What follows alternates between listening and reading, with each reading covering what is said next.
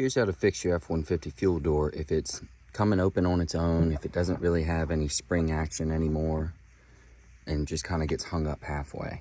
Directly underneath the truck, under the fuel door assembly, you'll see the spring and then this little latch to the right.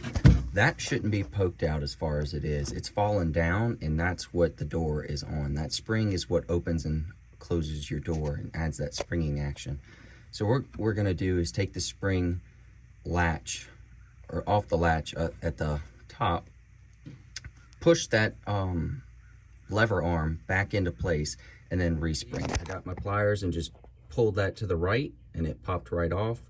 Next, you'll have to spin that lever arm a little bit to try and get it to line up, and then push it straight up. So after you twist and turn it a little bit to figure out where it wants to line up, you're gonna have to tap it into place. So I just got a hammer and a crowbar, and once I found where it wanted to line up, I just tapped it down. You can just get your crowbar or a dowel or whatever else you have that's long enough for you to hit it with a hammer.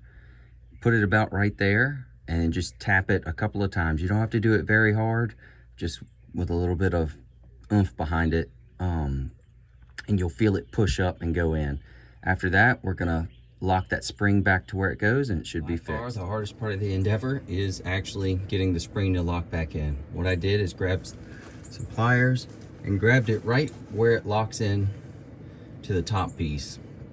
And you want to roll it to, push it to the left, about where it is now, and then pull down, and it'll get into the right angle to where it actually slides back in. And now you're good to go. And as you can see, got the spring action again, and it closes all the way and stays closed nice and firm. Pull it open a little bit and it closes itself. So no more half open gas cap. I hope it helps. Have a good one.